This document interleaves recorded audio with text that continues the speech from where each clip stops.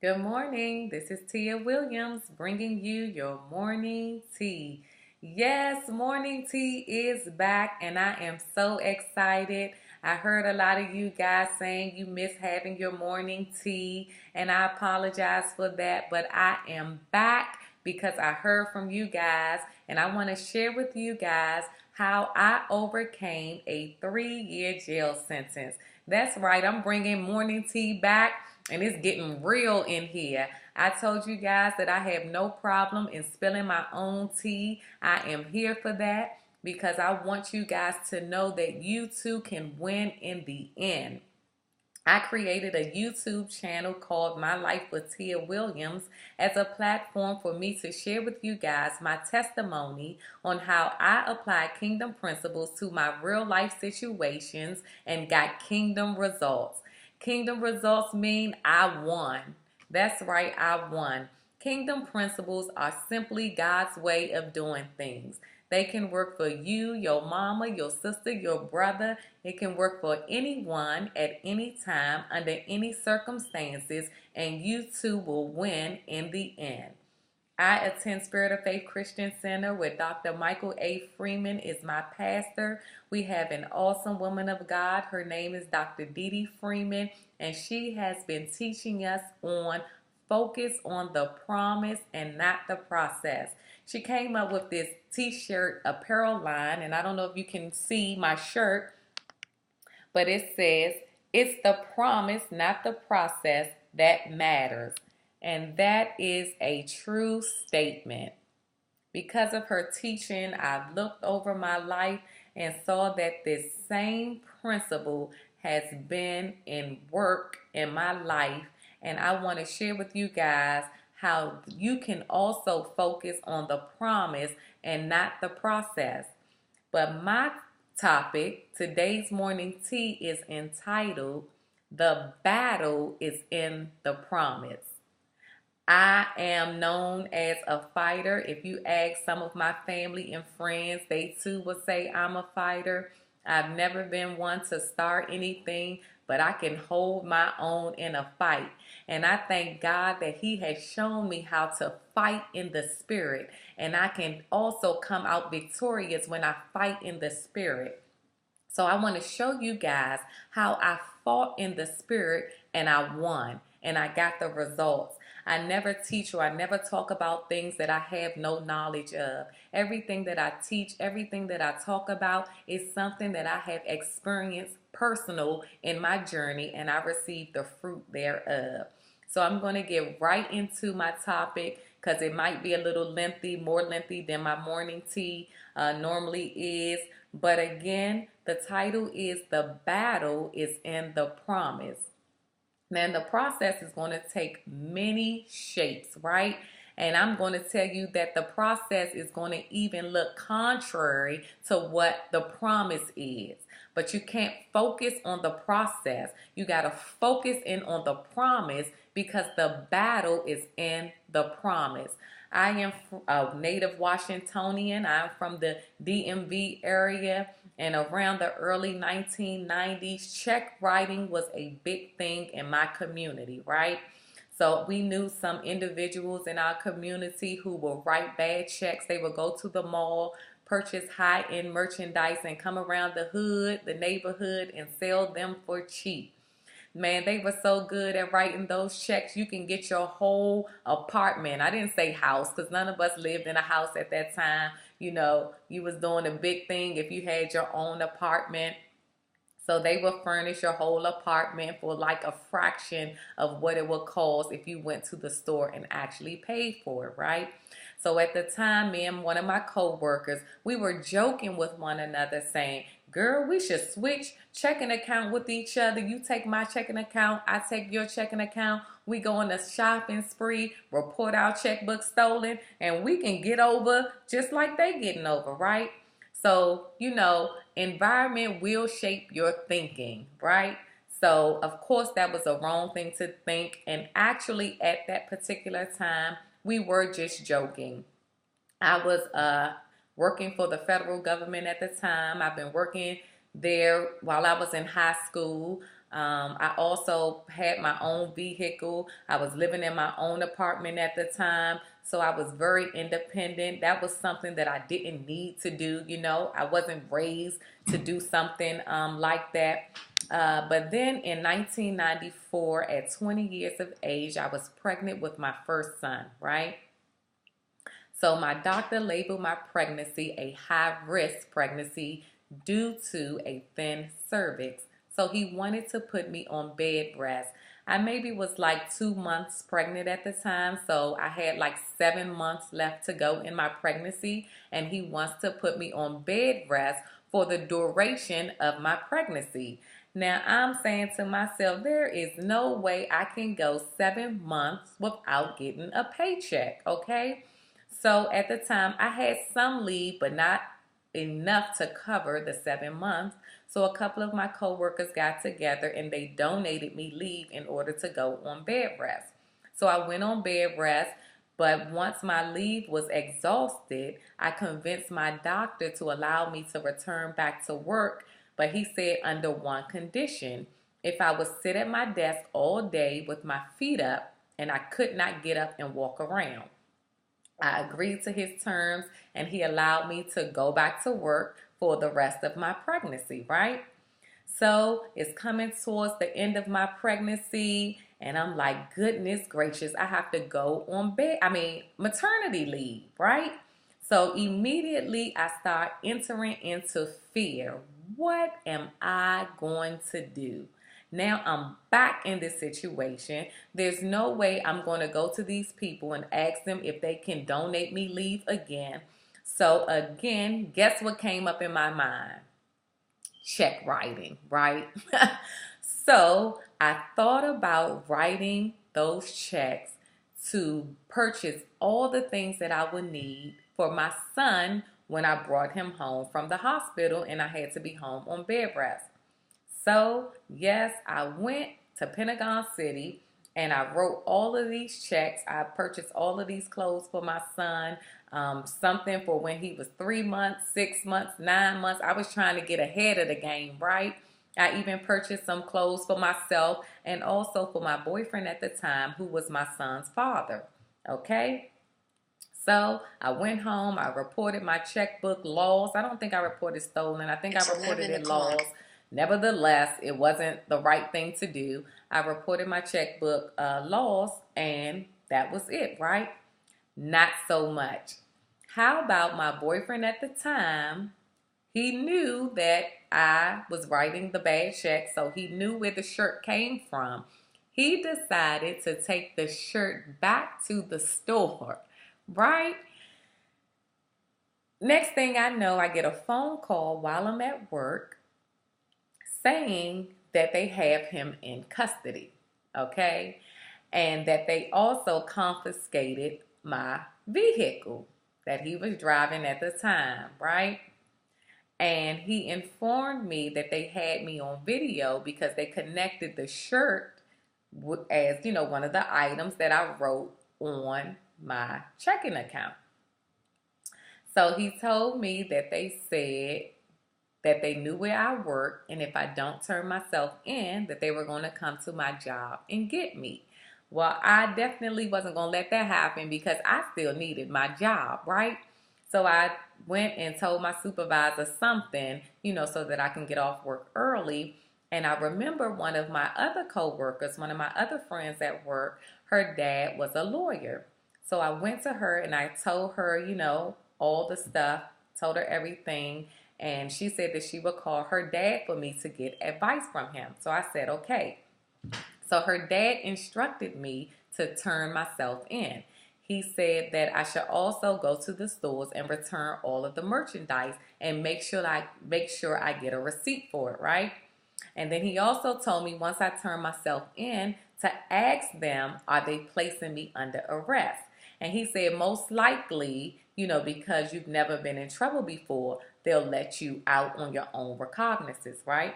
So I said, okay. I did exactly as I was instructed. I went to Pentagon City and I returned all of the items, and I got receipts for each one of the items to show the court, to present to the court, in good faith that yes, I returned the items.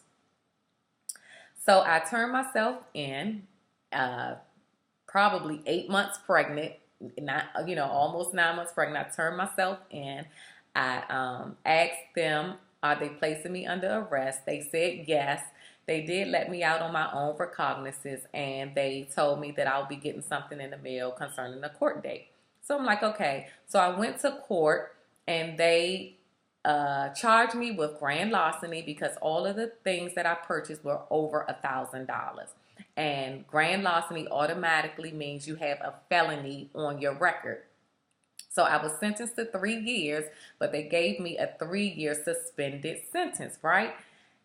Placed me on probation, and I had community service hours to fulfill. So you would think that's the end of my story, right? No. Stay tuned. Stay with me. Say 3 years later, I completed my community service hours. I met with my probation officer.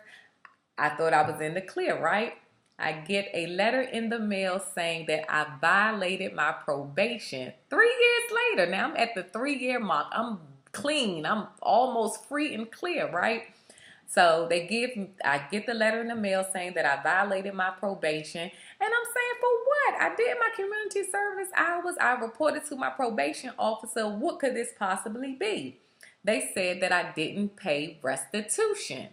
So I'm saying, well, okay, this is just a mistake because I gave my lawyer, my attorney, the receipts for the merchandise. So why should I have to pay, restitution?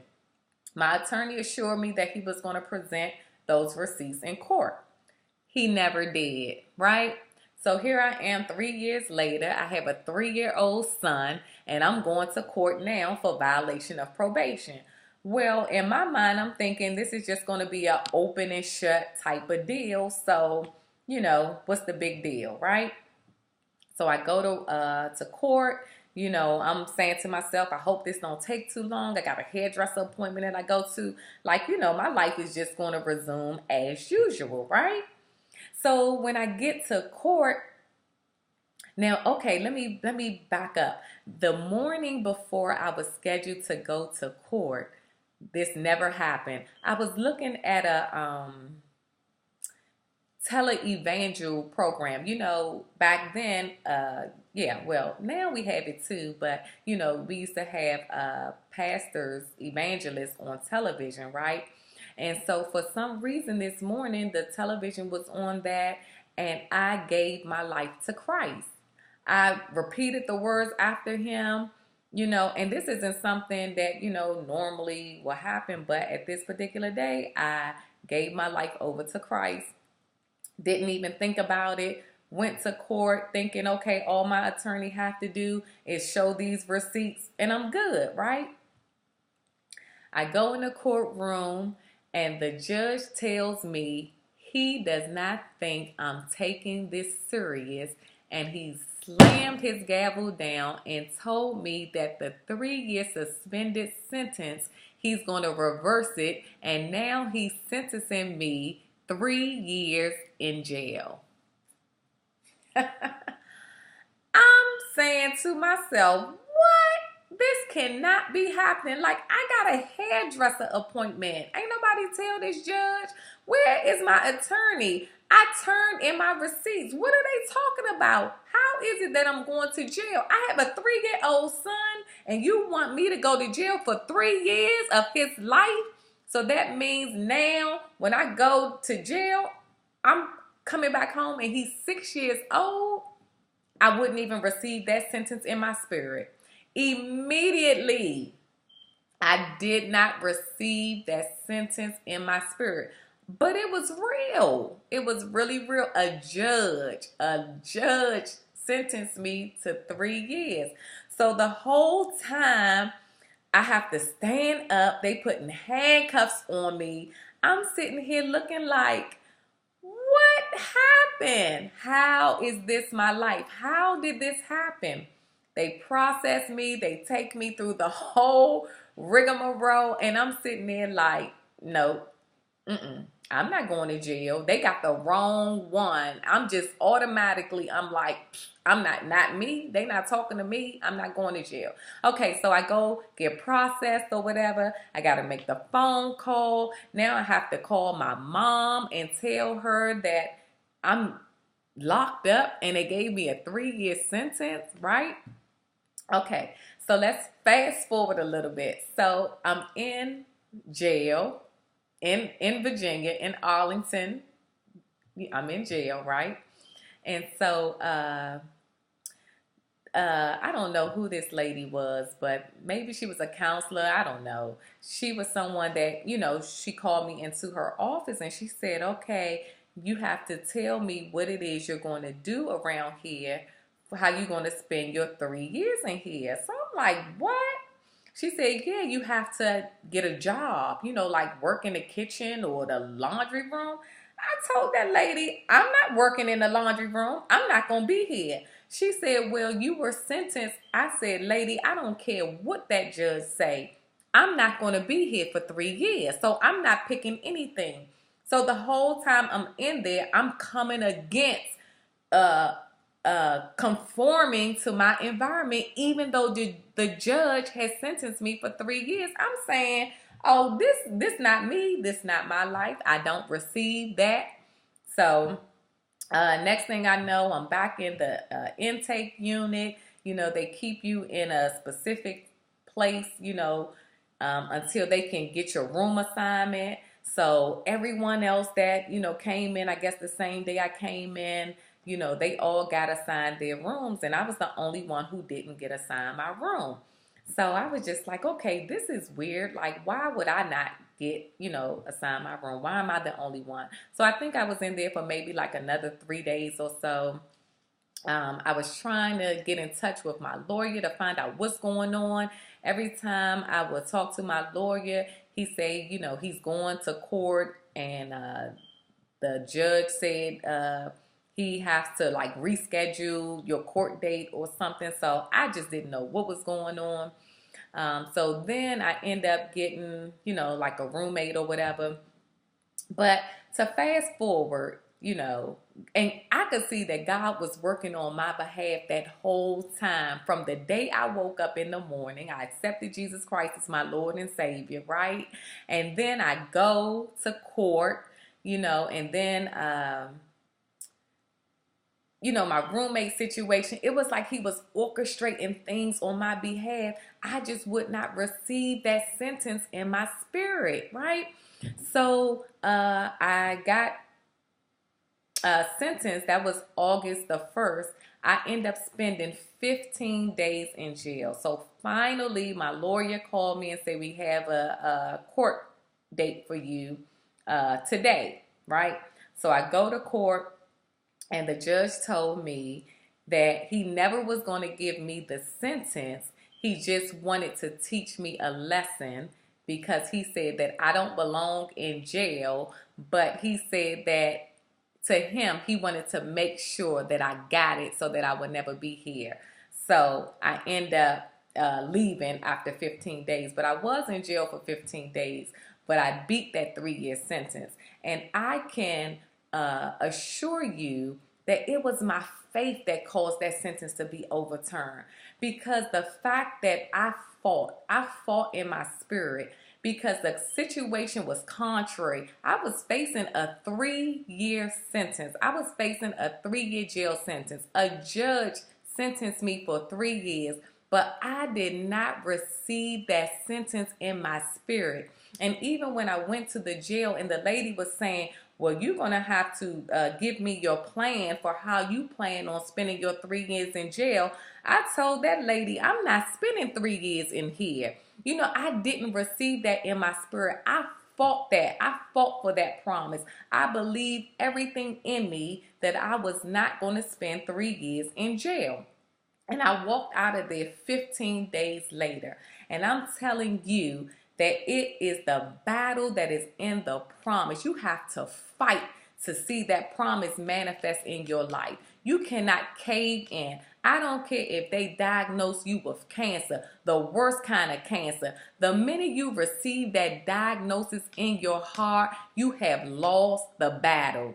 The battle is in the promise. You have to look for a promise in the Bible, and you have to fight for that promise, regardless of what your situation or your circumstances look like. I'm going to share with you guys tomorrow on how I went from being a single mom to a housewife because I did not accept the conditions. And even though I'm telling you guys, what I did was self-inflicted, right? That was something that I did. I chose to write those checks. I chose to do something wrong. But even though I made that choice, I still was able to avoid a 3-year jail sentence, all because God got involved in my life. And I chose to stand, I chose to fight. And I didn't know much word, but God just created me to be a fighter. And you can be a fighter in the physical, but you better learn how to fight your battles in the spirit. And I don't care what no one tells you, you're going to be a loser. You're going to be a single mom. You're going to be a statistic. You're going to be a convicted felon. My felony conviction never stopped anything in my life. Even after my felony conviction, I was able to be an associate accountant with a major corporation. And I told them that I had a felony conviction. So I'm telling you, you have to know who you are. You have to stand on the promises of God, and you have to fight the battle. Fight for that promise that God has given you. My name is Tia Williams. The battle is in the promise. The process will take on many shapes, but you must focus on the promise. My name is Tia Williams, and I hope you enjoyed your morning tea.